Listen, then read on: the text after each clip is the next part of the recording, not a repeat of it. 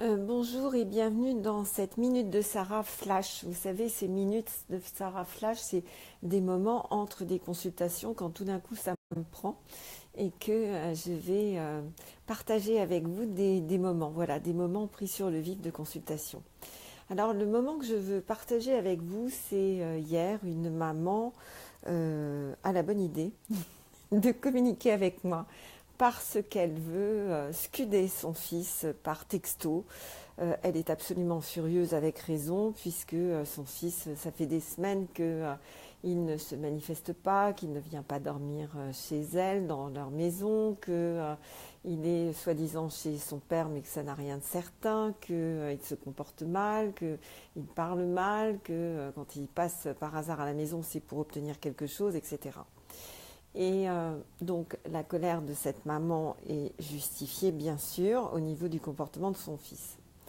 Et elle me dit, Sarah, je n'en peux plus, je vais donc lui envoyer un texto où je vais lui dire tout ce que je pense.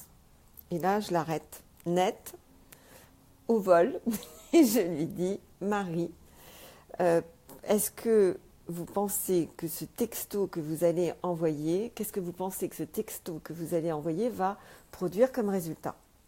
Elle me dit, mais Sarah, peu importe, j'ai besoin de lui dire, il faut que je lui dise, j'en peux plus, il faut que je lui dise. Et je lui dis, très bien, j'entends bien. Mais qu'est-ce que vous voulez obtenir comme résultat? Qu'est-ce que vous pensez, si vous êtes votre fils et que vous recevez ce texto d'une mère absolument folle de rage, est-ce que vous pensez que votre fils va vous dire ah oui maman, ce que tu dis c'est vraiment drôlement juste? Ou bien est-ce que vous pensez qu'il va bloquer toute communication, repartir dans les limbes, refuser tout contact parce que, évidemment, il n'a pas du tout envie de se faire agresser par sa mère?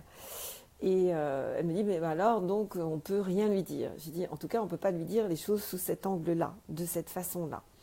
Et finalement, un petit peu contrainte quand même, elle décide de ne rien envoyer. Étonnamment, dans l'heure qui suit, elle reçoit un texto de son fils, une phrase en lui disant, écoute, je ne pourrai pas être là ce soir, avec un cœur. Et là, elle me dit tout d'un coup, waouh, heureusement que je n'ai pas envoyé le texto que je voulais envoyer. Alors, pourquoi je vous raconte cette histoire? On est dans un siècle où tous les réseaux sociaux, toutes les communications, WhatsApp, Messenger, évidemment les textos, les mails, enfin, on communique énormément par écrit et c'est un véritable danger parce que cette communication n'est pas factuelle, mais elle est émotionnelle. Et on va dire des choses qu'on ne devrait souvent pas dire. Et vraiment, ça, il faut l'entendre. Donc, lorsque vous voulez dire quelque chose, d'abord, posez-vous la question, qu'est-ce que j'ai envie de dire là? Et souvent, quand on est trop dans l'émotion, on va dire des choses qui sont insultantes, dégradantes, en colère, enfin des choses qui vont finalement mettre l'autre en position d'être accusé. Et lorsqu'on met l'autre dans la position d'être accusé par un texto, quelle va être la réaction de l'autre? Il va reculer, il va fermer, il va arrêter la communication. Je l'ai fait, vous l'avez fait, on l'a tous fait. Hein. Ce n'est pas une question de c'est bien, c'est mal. C'est une observation que vous pouvez porter aussi dans votre vie. Toute cette communication par texto, elle est très écrite, elle est vraiment très touchy, très difficile. Il faut beaucoup de délicatesse. Donc, ce que vous voulez dire, posez-vous vraiment la question. Est-ce que ce que je veux exprimer, c'est ma colère? Est-ce que ce que je veux exprimer, c'est mon désarroi? Est-ce que ce que je veux exprimer, c'est que je me sens trahie, je me sens pas reconnue, pas respectée, pas importante, etc., etc. Ensuite, arrêtez-vous. N'envoyez rien. Et changez de chaise carrément, physiquement changez de chaise. Imaginez que vous êtes l'autre, là, vous êtes Auguste en face, Augustine, Ernestine, votre patron, votre père, votre mère, peu importe, vous êtes l'autre. Et imaginez que l'autre, il reçoit ce texto.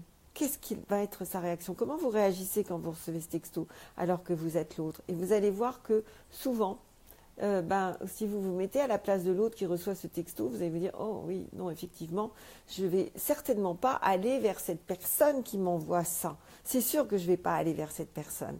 Et puis, posez-vous maintenant, vous revenez à votre place et vous vous posez la question de qu'est-ce que j'ai finalement envie de produire comme réaction chez l'autre? C'est quoi ce que j'ai envie de produire? Et souvent, la réaction que l'on a envie de produire, c'est que l'autre vienne vers nous, c'est que l'autre nous accorde de l'attention, c'est que l'autre finalement viennent vers nous, je crois que c'est le mot le plus juste qui va ressortir. Et quand vous vous posez la question de ce que vous voulez obtenir comme réaction de l'autre. Et lorsque vous vous mettez à la place de l'autre, eh bien évidemment tout va changer.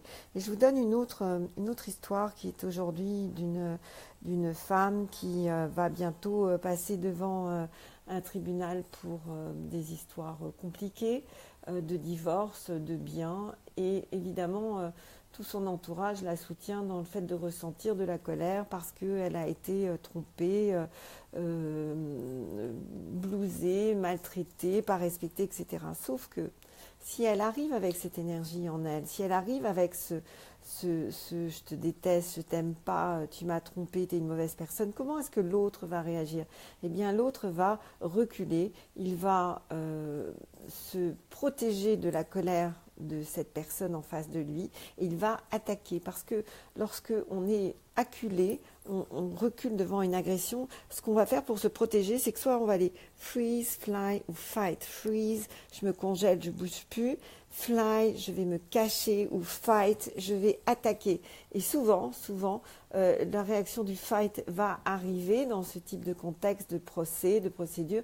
Donc je lui ai dit, et si vous vous rappeliez, avant d'arriver à cet entretien, tout ce que vous avez aimé en cette personne, tout ce qui a été important dans cette relation, et que vous démarriez cet entretien en lui disant, tu sais, on est peut-être là aujourd'hui, mais ce dont je me souviens, c'est à quel point tu m'as fait du bien pendant 6 ans, à quel point j'ai vécu des choses heureuses avec toi pendant tout ce temps. Eh bien, probablement, l'énergie va être très différente, et cet homme va se sentir tout d'un coup important. Il n'aura plus besoin de défendre sa position d'être quelqu'un de respectable, de respecté, et tout va se transformer. Alors je vous le dis par expérience parce que je l'ai vu vivre, j'ai amené beaucoup de patients à vivre les choses sous cet angle-là, les résultats sont incroyables. J'aurais aimé qu'on me guide de cette façon à l'époque, dans d'autres époques, mais je n'avais pas cette guidance. Donc je vous la donne, ce que je veux dire, ce que l'autre entend et quelle est la réaction que je veux obtenir. À très vite, n'hésitez pas à liker, partager, vous abonner, commenter. À bientôt.